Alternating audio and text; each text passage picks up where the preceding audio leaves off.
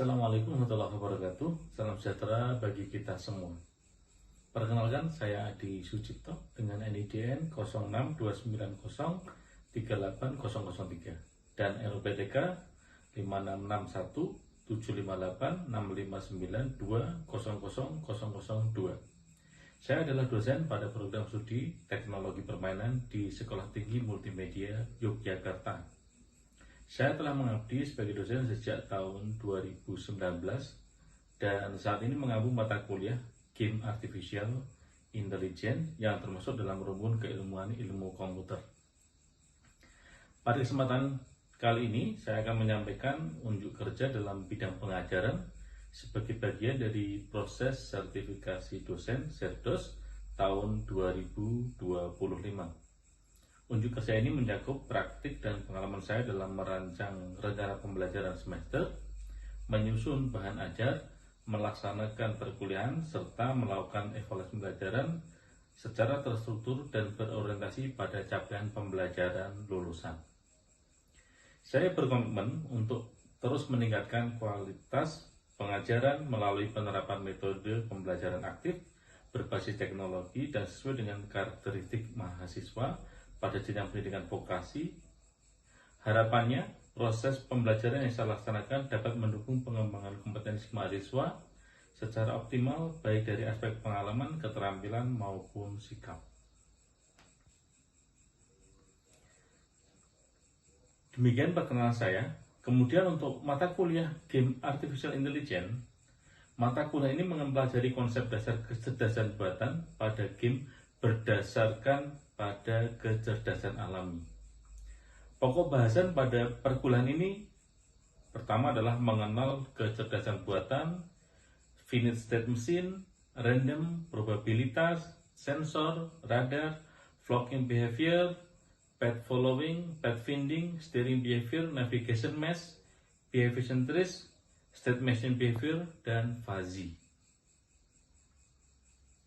Penilaian untuk kehadiran pada RPS tertulis 20%, tugas 20%. Tugas ini meliputi tugas individu dan tugas kelompok yang diberikan secara terstruktur. Kemudian UTS 30% dan UAS 30%. Nah, untuk kecerdasan buatan ini di komputer kita mengacu pada kecerdasan komputer yang dilatihkan dari atau berdasar pada kecerdasan alami. Pada materi ini akan membahas lebih banyak tentang tahapan-tahapan dan materi-materi lain yang terkait bagaimana kecerdasan itu diimplementasikan pada kecerdasan buatan atau artificial intelligence. Demikian perkenalan saya, semoga dapat menjadi pengantar untuk pembelajaran dan unjuk kerja pada Serdos tahun 2025 ini. Terima kasih atas perhatiannya. Assalamualaikum warahmatullahi wabarakatuh.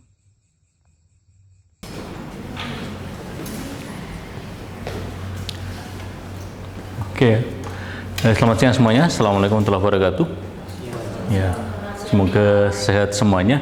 Pada kesempatan siang hari ini saya akan menjelaskan tentang pathfinding, yaitu pada game AI.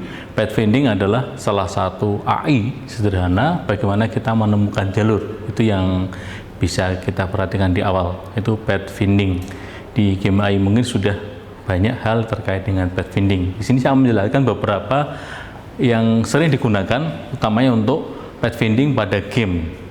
Nah, untuk siang ini akan terkait dengan contoh pada Unity. Ini mengambil contoh adalah pada Unity ada namanya navmesh. Kita bisa lihat bahwa di Unity biasanya kita akan langsung ketemu dengan plugin navmesh yang bisa untuk menjelajah ini ya. Kita punya sebuah area, punya NV, kemudian kita ingin menampilkan kira-kira si objek ini seperti apa melintasi. Hingga di sana sudah ada namanya navmesh. Itu kita harus mendeklarasikan semuanya. Nah, ini plugin jadi, ya plugin jadi. Jadi ketika kita masuk ke sini kita sudah tidak perlu menyeting program apapun, kita sudah bisa langsung lihat oh ternyata ini sudah ada bondingnya, sudah ada untuk dikerjakan ini ya.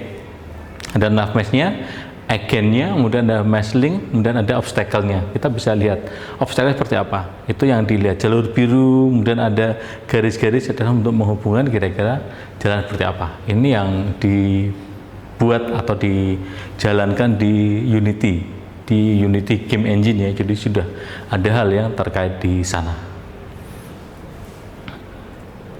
Nah, di game AI model kita melihat ada beberapa hal, ada path finding, steering behavior, fin state, automated planning, behavior trees, random sensor system, machine learning. Nah, kemudian ada beberapa hal yang saling terhubung. Kita lihat di sini ketika kita path finding sama steering behavior, ini masuk pada movement, pada pergerakan. Jadi kita akan masuk di movementnya ini. Ini yang bisa kita lihat. Ada beberapa hal yang lain. Ada execution, ada strategi, dan juga ada animation fisiknya. Ini yang bisa kita perhatikan di sini. Ini tentang game AI-nya sendiri, modelnya. Kita akan masuk pada path finding. Nah, path finding sendiri apa? Ya, ini bisa kita lihat ya. Jadi setiap karakter itu pasti pada game ya akan berjalan pada ada game untuk apa? Mencapai sasaran. Ya, kita punya game apa saja di situ. Ya, saya yakin Anda sudah bisa menggunakan game yang sederhana maupun game yang sudah sangat kompleks ya. Nah, di sana biasanya digunakan path finding itu dipakai oleh siapanya kira-kira? Oleh playernya atau si enemy-nya atau NPC-nya?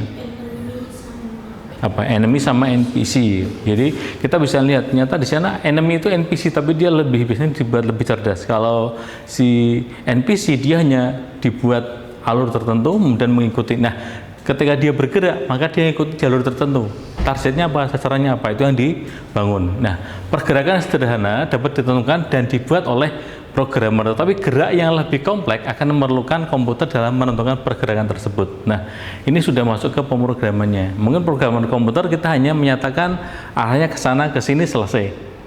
Dari X ke Y, dari A ke B bisa diukur sama si programmer. Tapi ketika gerakannya banyak, harus melintasi apa, menghindari apa. Nah, ini mulai dibangun dengan pemrograman atau dengan kompleks dengan memerlukan komputer untuk melatihnya.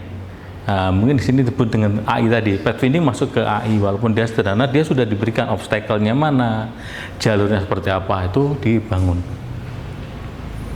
Nah, set problem di path finding ini ada set problem, mencari serangkaian aksi dari state awal ke state tujuan. State bisa dipahami ya, state itu kondisi tertentu ya. Jadi di game itu kita biasanya dalam state aja, finish state. State-nya ada initial state, goal state, state space, set of action sama cost of function-nya. Kita punya banyak hal yang mau dilakukan dari titik ini mau ke sini, dari ini ke sini. Nah, kita hitung semuanya. Nah, ternyata dibentuknya dalam bentuk apa? Ini dalam bahasa adalah grab. Ya, ini grab, edge ini grab. Jadi ntar bisa dihitung biayanya berapa, jaraknya berapa, itu dihitung semuanya. Nah, ini ntar akan lihat. Jadi ketika dari titik ini ke titik ini dia akan melewati mana saja. Suatu saat dia harus bisa nyampe sini, ke ujung, dari ujung ke ujung. Nah, dia melewati banyak hal. Dia akan nyari jalur terpendeknya di mana. Itulah disebut dengan path finding. Jadi ketika dari Oradea sampai ke Neam ini kira-kira melewati mana saja, bisa dilihat. Dia akan nyari jalur terpendeknya mana. Nah, kalau kita manual, bisa saja kita manual mencari jarak terpendek. Tetapi kan agak lama. Nah, dengan adanya seperti ini kita akan melatih komputer kita untuk bisa mencari jarak terpendeknya. Mungkin kita membuat gamenya kita membuat lorong-lorong banyak banget ya, membuat NV-nya ada di banyak hal. Nah, terus kita akan bahas seperti ini. Dibuat pad-nya dulu, hitung jaraknya, kemudian akan dibuat.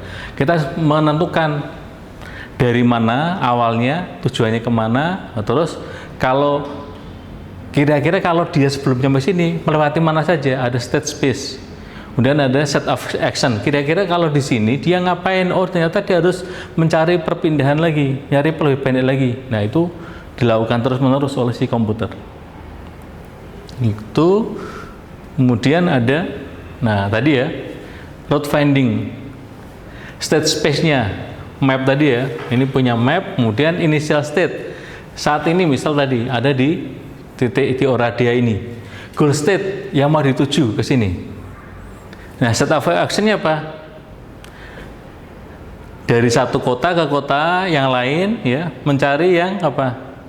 Mencari yang ada jalurnya. Kalau nggak ada jalurnya, dia akan lewati. Action cost-nya apa? Jarak di antara titik-titik tersebut. Ini yang bisa dibangun. Nah, kembali ke yang contoh unity tadi ya, kita sudah diberikan path finding dari si nav mesh-nya misal. Nah, kita bisa lihat ini ada sebuah level yang kompleks ya. Nah, mungkin kita melihat kayak gini, kira-kira mungkin nggak kita membuat sesuatu secara langsung, kesulitan. Karena apa? Ternyata kompleks level geometrinya, sehingga perlu disederhanakan dalam bentuk apa? Ini ada garis-garis yang akan menjadi pemandunya. Ya, nah, makanya disebut dengan apa? Algoritma tersebut bekerja pada level yang disederhanakan. Dalam bentuk apa? Graph. Ini graph. Ya, garis-garisnya adalah grafnya. Ada titik-titik tertentu dibangun. Kemudian mau kemana aja dia sampai membuat ke hal yang lain. Ini contoh untuk membuat penyederhanaan dari algoritma dari ini. Nah, setelah masuk graf, kira-kira kayak apa sebenarnya tampilannya? Disederhanakan. Tadi kan bentuknya masih ada geometrinya, sekarang disederhanakan. Hanya bentuknya apa? Graf. Ini graf ya, namanya graf. Graf itu punya apa? Set of vertices. Kemudian ada edge. Edge itu apa? Ini edge-nya ada yang bentuknya vertices. Ini vertex ya, vertex atau vertex. Kemudian ini edge. Nah, ini edge-nya. Garis itu adalah edge-nya. Vertices-nya ini. Nah, kita bisa lihat bahwa graf ini adalah gabungan dari apa? Vertices dan edge-nya. Ini akan komputer hanya kenal ini. Tidak kenal yang namanya gambar. Nggak kenal yang namanya geometri. Belum kenal. Dia hanya kenalnya ini. Yang tadi gambar sebelumnya kan yang seperti itu disederhanakan jadi seperti ini. Ini direpresentasi dalam bentuk graph structure. Nah, graph structure itu bentar ada hitungannya. Kemudian tadi kan grafnya masih tanpa ada tanda panah. Nah, sekarang kita harus punya tanda panah. Biasanya searah-searah ini untuk ngitung apa? Tujuannya aja. Tidak bisa bolak-balik. Ya, ini kan hanya dari titik awal ke titik tujuan. Dari sini nggak bisa balik ke sini maupun ke sini karena dia nggak punya tanda panah. Makanya disebut dengan directed graph. Jadi menurut ke tanda panahnya. Ini untuk ini ya, bisa dilihat di situ. Jadi ketika kita punya seperti ini, ada hal yang memungkinkan kita terpotong dari sini, misal dia hanya mentok sampai sini aja, nggak bisa balik lagi. Dari sini hanya bisanya ke beberapa titik aja, 1, 2, 3. Dari sini bisa ke berapa, jadi ntar bisa menentukan awal. Nah, komputer itu ntar akan membaca ini, memahami. Oke ya, lanjut lagi tentang apa? Nah, sekarang ketika diberi bobot, tadi kan di awal sudah menyatakan ada action cost-nya ada dihitung. Nah, action cost-nya ini bobotnya ini weighted graph. Weighted itu memberikan bobot pada graf, berarah pada graf yang tidak berarah, yang di dalamnya diberikan nomor ya pada tiap edge-nya. Ini bisa dilihat. Nah, kalau yang kayak gini gimana? Nggak bisa dilewati, tapi harus yang ada bobotnya. Ya, udah ada bobotnya, jadi bisa untuk dilewati sama si tadi komputer kita, game kita, enemy kita maupun NPC kita. Dia akan melihat ini. Nah, kalau dia mau nyari yang kira-kira jalur yang paling pendek gimana? Nyari yang ada angkanya dan paling kecil bawahnya itu. Ntar akan ketemu. Di matematikanya seperti itu. Itu ya, bisa diperhatikan. Dan versi game level tadi kan bentuknya masih geometri lengkap. Sekarang disederhanakan. Nah, ini kalau game designer harus mikirkan ini ya, bentuk sederhana dari bentuk ini levelnya. Misal, oh levelnya mau dibuat ini, kita buat sederhananya aja. Oh, ini sederhananya gini. Nah, terus bagaimana kita membangun untuk mekaniknya, jalannya, si NPC bagaimana dibuat grafnya. Ada bobot di masing-masing, ya. Direpresentasikan dalam bentuk grafnya yang dibobot, diberi bobot dan disederhanakan.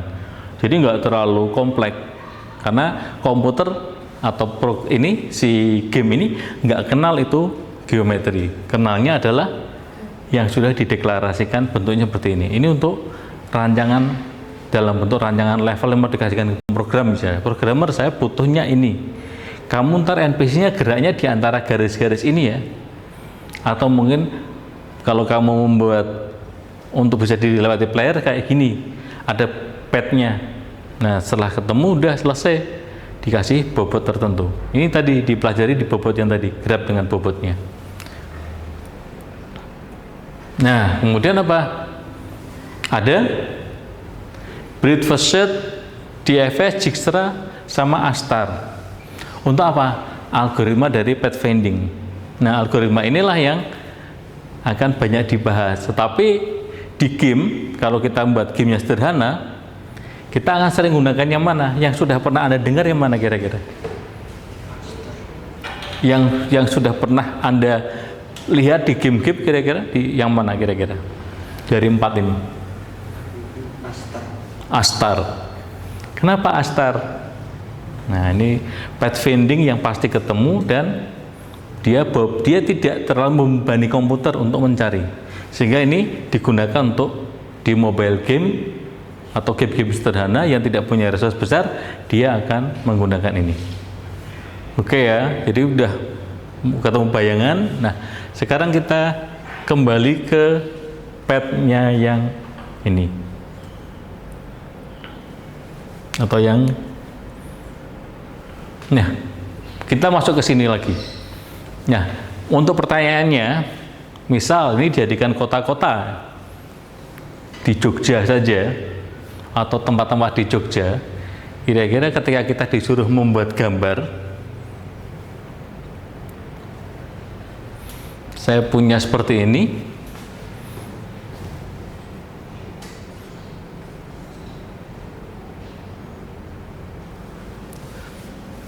Kita punya mana, misal kita akan punya titik 1, 2, 3, kita anggap aja kita punya, kita ganti dengan misal di sini MMTC. Kira-kira dari MMTC titik mana lagi yang ada? Kita mungkin di sini ada Monjali misal. Terus apa lagi titik lagi yang bisa kita gunakan? Tugu Jogja. Nah, misal sini Tugu Jogja.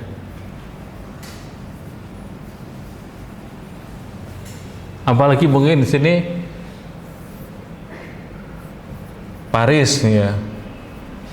Sini apa? Kaliurang misal. Ya. Kemudian apa lagi? Gunung Kidul atau Wonosari ini ya misalnya.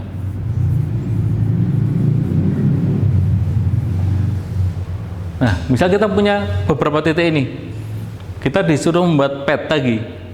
Kita mulai titik awalnya dari mana? Dari MTC. Kita membuat garis dulu. Kemana? Yang ada jalurnya ke Tugu ada jalur nggak? Bisa nggak dari MTC ke Tugu? Bisa ya, kita buat jalur. Searah atau 2 arah? Bisa bolak-balik nggak dari MTC ke Tugu? Bisa. Berarti kalau kita nyari tandanya, kita akan punya tanda ini ya, misal ya, tanda panahnya ya.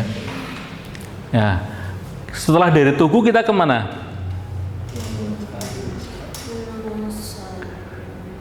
Bisa nggak kita ke Parantritis?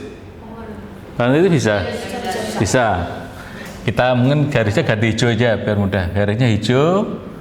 Dia bolak-balik bisa nggak? Bisa. Kita anggap bisa.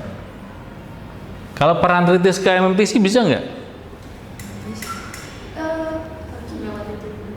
Lewat Tugu dulu apa tidak lewat Tugu? Tidak lewat Tugu bisa? Bisa ya? Sebenarnya bisa bolak-balik nggak kira-kira? Bisa juga, kita tandai lagi bolak-balik. Dari Tugu Jogja ke Wonosari bisa nggak? Sudah pernah ke Wonosari? Belum? Bukit Bintang lah, udah pernah? Udah, anggap itu ya. Ini kita punya, dan ini bisa bolak-balik juga. Ya. Terus dari Wonosari ke langsung Kaliurang bisa nggak? Bisa. Bisa. Wonosari Kaliurang. Ya, ntar kita tambahin bobotnya aja dulu. Dari Kaliurang ke Monjali bisa nggak?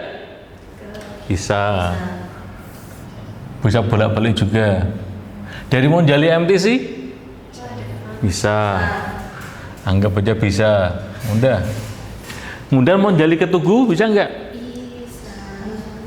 Bisa ya. Nah, kita punya seperti ini. Ada masih kurang, Tugu langsung Kaliurang bisa nggak? Lewati Monjali dulu atau enggak? Oh, bisa langsung Kaliurang ya. Langsung ke Kaliurang bisa ya. Nah. Tapi di sini yang membedakan apa? Bobotnya. Mungkin bobot paling banyak di sini misal. Ini misal 10. Ya. Yang paling besar. Yang lain mungkin kecil-kecil. Berapa maksimal? Ini 3, ini misal 4 atau berapa? Ini misal 5 atau ini 3. Ini 1, ini 2 misal. Nah, ketika tahu punya pad seperti ini, AI yang kita mau buat pad vendingnya, saya misalkan aja dari MMTC saya mau Kaliurang. Titiknya mana aja kira-kira? MTC, Monjali, Kaliurang. Ya, kita bisa langsung dari sini ya, dari tahap 1, 2, 3. Karena kita tahu. Kalau komputer tahu nggak kira-kira? Kita tahu peta. Tapi komputer nggak tahu. Makanya dia akan nyari apa? Membandingkan. Ya, mungkin sama di sini ada 2 mungkin ya. Dibandingkan dulu antara pet-pet ini. Kira-kira dia akan membandingkan jarak yang ke sana yang ada jalurnya dulu. Ada jalurnya semua. Bisa semua, terutama di sini bisa semua ya. Dia akan nyari dulu. Nah, setelah dia bisa, baru dia akan mencari jalannya seperti itu. Oke ya, bisa dipahami ya. Oke, ini contoh untuk kita membuat pad. Tapi pad vendingnya logikanya seperti itu. Nah, kalau kita sudah ketemu logiknya, baru kita mau pindahkan ke softwarenya, ke aplikasinya, nanti bisa dimaksimalkan. Oke, bisa dipahami ya. Itu yang pertama. Dan kita, nah, misal, nah mungkin nanti jadi salah satu dari kalian untuk mencoba kira-kira membuat padnya ini kosongan semua ini. Belum ada bobotnya, belum ada arahnya. Ini udah bisa untuk ditulis. Mungkin salah satu kalian bisa menentukan kira-kira kalau seperti ini, kalau kita membandingkan, kita anggap saja asumsikan bahwa ini menjadi titik-titik tadi. Saya memberikan contoh Jogja. Karena kalau titik ini jadi titik, diganti dengan titik kampus di Jogja. Lokasi MTC, UTY, UGM, dan macam-macam. Kira-kira kalau kayak gini yang terkoneksi. Yang mungkin bisa menggambarkan kira-kira kalau mau memberi bobot berapa-berapa, dan kira-kira kalau saya menyatakan ini ada, ini dari A, B, C,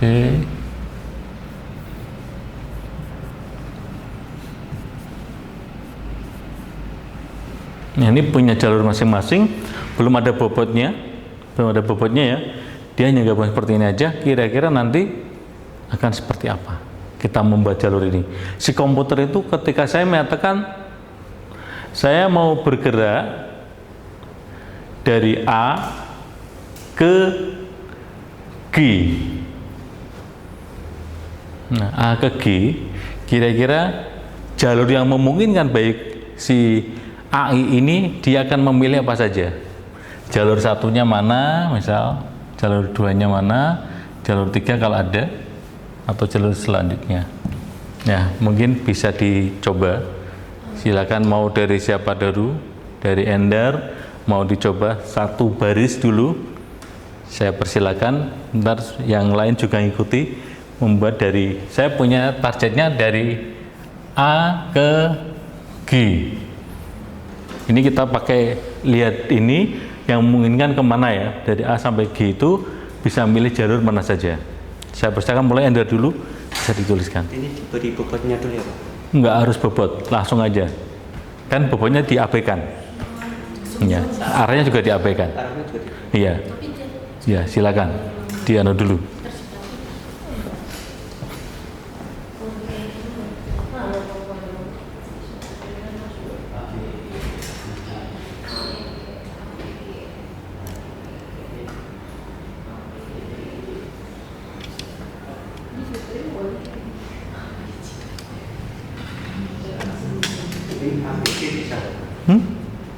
Bisa semua.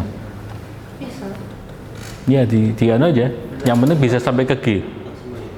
Semuanya bisa, Pak. Iya, ditulis aja. Ditulis aja. Semua Pak, semuanya, semua kemungkinan. Ya, mungkin kalau mungkin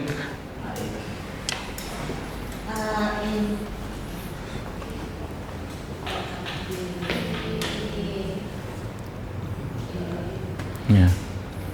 Udah mungkin 2 aja, yang lain mungkin langsung. Ya.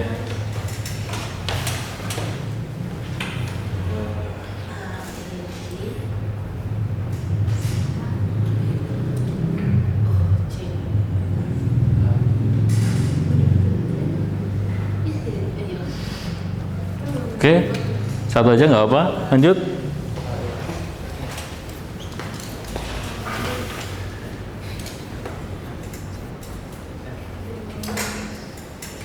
Oke, lanjut. Masih ada nggak kira-kira?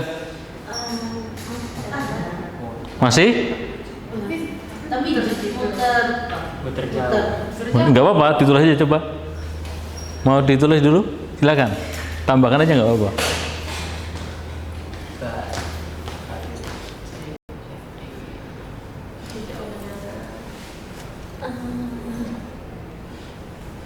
lima nggak apa-apa kan ya? Nggak apa-apa.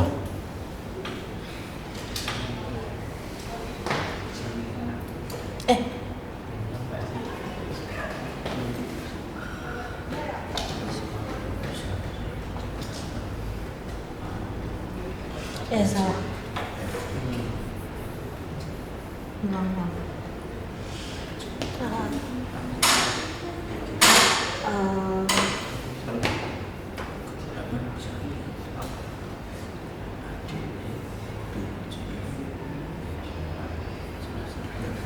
Oke, masih ada? Satu lagi mungkin, silakan. Agnes, mau nyoba? Mau lebih muter jauh lagi nggak apa-apa? Iya.